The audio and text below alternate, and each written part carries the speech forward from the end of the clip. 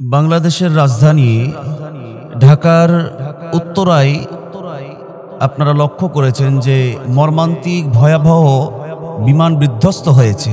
সেই বিমানের পাইলট ছিল আমাদের রাজশাহী ডিস্ট্রিক্টের পাইলট তৌকির ইসলাম সাগর ভাই। আসলে এই পাইলট তৌকির ইসলাম সাগরের বাসা আমার বাসা থেকে একটু গ্যাপেই উপশহরে তার বাসা, তার জন্মস্থান চাঁপাইনবাবগঞ্জ শিবগঞ্জে। এই পাইলট ভাইকে অনেকে আসলে দোষারোপ করছেন। আসলে এইখানে কিছু বুঝার বিষয় রয়েছে, কিন্তু আপনারা যে পাইলট ভাইকে দোষারোপ করছেন সেই বিষয়টা ক্লিয়ার করার আগে আমি যে বিষয়টা বলতে চাই, আপনি কি জানেন এই পাইলট তৌকির ইসলাম সাগরের সাজানো গোছানো কত সুন্দর স্বপ্ন ছিল। যেই দিন তার স্বপ্ন পূরণের দিন ছিল, সেই দিন সেই মুহূর্তে তার সমস্ত জল্পনা কল্পনা স্বপ্ন লণ্ডভণ্ড হয়ে গেল। আকাশে এককভাবে বিমান নিয়ে উড্ডীন হওয়ার সেই দিন তার প্রথম দিন ছিল, ফার্স্ট দিন ছিল।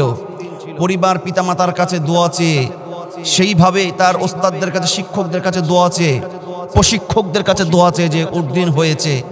সে চিন্তা করেছে আমি লার্ন করলেই তারপরে মিষ্টি মুখ করবে, আনন্দ উল্লাস করবে। শুধু তাই নয়, এই পাইলট তৌকির ইসলাম সাগরের বিবাহ হওয়া হয়েছে মাত্র 6 মাস। বুধবারে এই ঘটনা। 6 মাসের দাম্পত্যকে নিয়ে তার পরিকল্পনা ছিল, স্বপ্ন ছিল যে বুধবারের দিন তার স্ত্রীকে নিয়ে হানিমুনে যাবে, কিন্তু 2 দিন পূর্বেই তার সমস্ত স্বপ্ন চূর্ণ বিচূর্ণ হয়ে গেল। আপনি এই পাইলট তৌকিরকে দোষারোপ করার আগে আপনি চিন্তা করেন তো, এই ইয়াং ম্যান তৌকির পাইলট তার স্ত্রীকে কে সান্ত্বনা দেবে? তার পিতামাতাকে কে সান্ত্বনা দেবে? তার পিতামাতা সন্তানের জন্য এই রকম সন্তান কয়জনার হয়? আমার তো মন বলে এক একটি জেলায় এক এক যুগেও এক একটা পাইলট তৈরি হয় না। ইচ্ছা করলে এই পাইলট তৌকির ইসলাম সাগর ভাই ইচ্ছা করলে সেই কিন্তু আরো আগেই দুর্ঘটনা ঘটার কিছুক্ষণ পূর্বে হলেও তো ওনারা বুঝতে পারে যে কিছু একটা আমাদের ত্রুটি হয়ে যাচ্ছে বা কিছু একটা ঘটনা ঘটতে যাচ্ছে। ইচ্ছা করলে পাইলট এই তৌকির ইসলাম সাগর ভাই সেই বিধ্বস্ত হওয়ার আগেই সে কিন্তু একটা সুইচ টিপ দিলেই সে কিন্তু প্যারাশুটের মাধ্যম দিয়ে উড়াল দিতে পারতেন, কিন্তু না, তিনি শেষ পর্যন্ত চেষ্টা করেছেন। তিনি চেষ্টা করেছেন যে ফাঁকা কোনো জায়গায় নিয়ে যাওয়া যায় কিনা, কিন্তু শেষ পর্যায়ে কিন্তু সেই রেহাই পাই নাই। হ্যাঁ, অনেকে বলছেন তিনি তো প্যারাশুটের চেষ্টা করেছিল, কিন্তু সেটা শেষ প্রান্তে। কিন্তু সে দেখেন, সে চেষ্টা করছিল কোনো ফাঁকা জায়গায় এটা করার, কিন্তু সেইখানে আসলে ঘটনাটা দুর্ভাগ্যজনক, সেইখানে আসলে ঘটনাটা লেখা আছে বিদায় হয়েছে। পাইলট তৌকির ইসলাম সেও কিন্তু জানতো না বুধবারের দিন তার পরিকল্পনা সবকিছু রেডি। স্বপ্ন বুধবারের দিন স্ত্রীকে নিয়ে, নবদম্পতিকে নিয়ে হানিমুনে যাবে কয়েকদিনের ছুটিতে। চিন্তা করেন, সেও জানতো না আসলে মৃত্যু ওইভাবে লেখা আছে, ঘটনাটা তাকদিরে ওইভাবে লেখা আছে। 6 মাসের দাম্পত্য জীবনের সমস্ত জল্পনা কল্পনা স্বপ্নের অবসান ঘটিয়ে আমাদের রাজশাহীর সন্তান তৌকির ইসলাম সাগর ভাই তার জীবনের ইতি টেনেছে। তার কারণ এটা আল্লাহ সুবহানাহু ওয়া তাআলা তিনি কোরআনুল কারীমের আজ থেকে 1400 বছর আগেই তিনি নির্ধারণ করে রেখেছেন কার কখন কিভাবে কোন সময় মৃত্যু হবে। মৃত্যুর, আপনার আমার মৃত্যুর সেটা যেই হোক না কেন, 1 সেকেন্ড আগে অথবা 1 সেকেন্ড পরে পিছানোর শক্তি কারো নেই। আল্লাহ সুবহানাহু ওয়া তাআলা তিনি এই জন্য বলেন, ফাইযা জাআ আজালুহুম লা ইস্তাখিরুনা সাআতাও ওয়া লা ইস্তাকদিমুন। আল্লাহর চূড়ান্ত ফয়সালা, আল্লাহ আজ থেকে 1400 বছর আগেই তিনি ডিক্লার দিয়েছেন, যার নফস আছে, যার প্রাণ আছে, যেই সময় যেই মুহূর্তে যেই জায়গায় যেই সময় তার মৃত্যু লেখা আছে, নির্দিষ্ট সময়ের 1 সেকেন্ড আগে অথবা পরেও তার মৃত্যু কার্যকর হবে না। নির্দিষ্ট সময়ে তাকে দুনিয়ায় থেকে বিদায় নিতে হবে। সুবহানাল্লাহ। এই ফায়সালাটা আল্লাহ। এই ঘটনা ঢাকা উত্তরার যে মাইলস্টোন স্কুল অ্যান্ড কলেজের মধ্যে যে এই বিমান দুর্ঘটনাটা যে ঘটনা ঘটেছে, এই ঘটনা থেকে আমাদের একটা শিক্ষা আছে। এইখান থেকে আমাদের একটা বড় শিক্ষা, এই ঘটনা থেকে আমাদের শিক্ষা গ্রহণ করতে হবে যে আসলে মৃত্যু বড়ই অনিশ্চিত। এই জীবন বড়ই অনিশ্চিত, জীবন বড়ই অনিশ্চিত। আপনি এই জীবন নিয়ে, আপনি মানুষ, এত বাড়াবাড়ি, এত অহংকার, এত তাকাব্বুরি কোথায় থেকে আসে? আমার ভাইয়েরা, কেন রে ভাই এই ঘটনাতে শিক্ষা গ্রহণ করেন না? সেই ঘটনায় তো আপনিও থাকতে পারতেন, আমিও থাকতে পারতাম। সেইখানে তো আজকে কমলমতি আমাদের এই শিশুগুলো আজকে আগুনে ঝলসে গেছে। আপনার কলিজার টুকরা সন্তানটাও তো সেইখানে ঝলসে যেতে পারত। কিসের এত অহংকার? আসুন না আমরা সমস্ত অহংকারকে ঝরে ফেলে দিয়ে সমস্ত হানাহানি, মারামারি, কাটাকাটি, হিংসা, বিদ্বেষ আমরা ভুলে যাই। আমরা মুসলমান, আমরা ভাই ভাই, আমরা এক হয়ে যাই। এত কেন দলাদলি? এত কেন নিজেদের মধ্যে হিংসা হিংসি থাকবে? কয়দিনের দুনিয়া? একটু চিন্তা করেন না, কয়দিনের দুনিয়া? ওই ঘটনার মধ্যে তো আপনার নামটাও থাকতে পারত, আপনার সন্তানও থাকতে পারত, আপনার স্ত্রীও থাকতে পারত। এটা কয়দিনের দুনিয়া? এই ঘটনাটা শিক্ষা গ্রহণ করেন। আসুন এই ঘটনাটা আমরা শিক্ষা গ্রহণ করে আমাদের কথার মধ্যে, আমাদের চাহনির মধ্যে, আমাদের রাজনীতির মধ্যে, আমাদের সমস্ত আমলগুলো আমরা সুন্দর করি। এত ঘটনা চোখের সামনে ঘটার পরেও যারা শিক্ষা গ্রহণ করবে না, যারা নিজেদেরকে শুধরে নিবে না, আমলের মধ্যে পরিশুদ্ধ যারা আনবে না, যারা ভুলের পথেই সময় অতিবাহিত করবে, একটা সময়, নির্দিষ্ট সময় তো মৃত্যু তার সামনে উপস্থিত হয়েই যাবে। অসংখ্য ব্যক্তি আছে যারা মৃত্যুকে ভুলে আছে। মৃত্যু যখন তার সামনে হাজির হবে, তারা হাই আফসোস করে পস্তাবে। কিন্তু তখন পস্তে আর কোনো লাভ হবে না।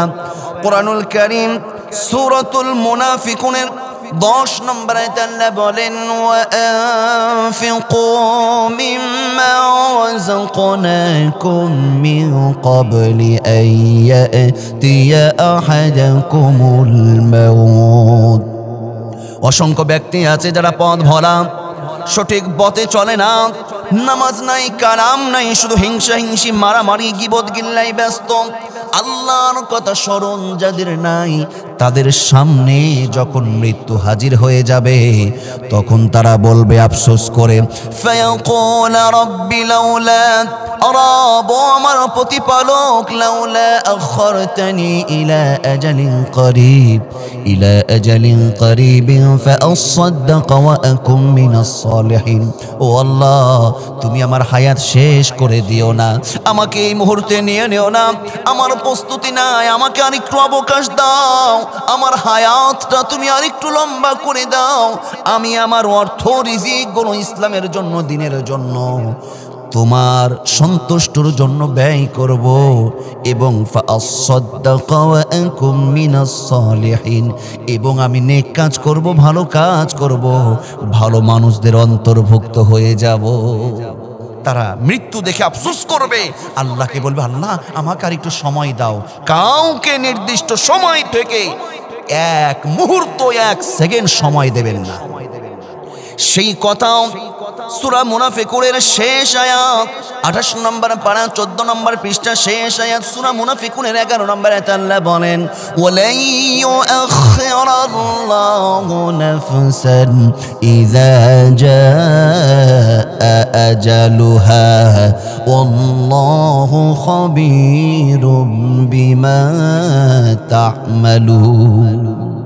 মৃত্যুর সময় উপস্থিত হয়ে গেলে আর বিন্দু মাত্র কাউকে অবকাশ দেওয়ার সুযোগ নাই।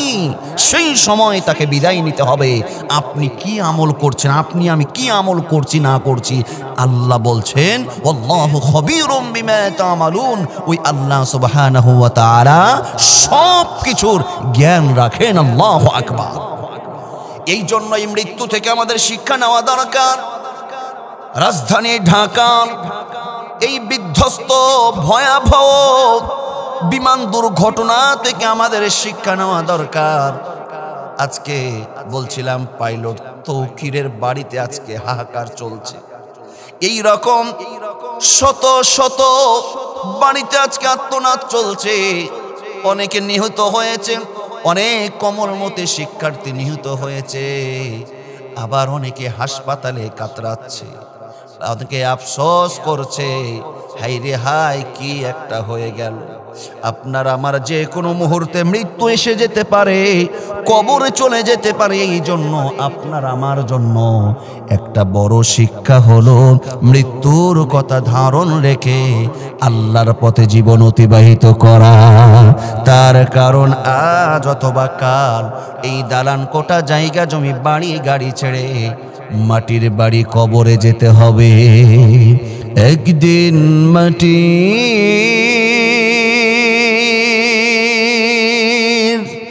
ভিতরে হবে ঘর রে মন আমার, কেন বন্ধ দালান ঘর রে মন আমার, কেন বন্ধ দালান ঘর।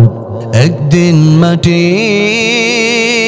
ভিতরে হবে ঘর রে মন আমার, কেন বন্ধ দালান ঘর রে মন আমার, কেন বন্ধ দালান ঘর। প্রাণ পাখি উড়ে যাবে পিঞ্জর ছেড়ে, ধরা ধবের সবই রবে তুমি যাবে চলে। বন্ধু বান্ধব যত মাতা পিতা তারা সুত, বন্ধু বান্ধব যত মাতা পিতা তারা সুত, সকলে হবে তোমার পর রে মন আমার, কেন বন্ধ দালান ঘর রে মন আমার, কেন বন্ধ দালান ঘর।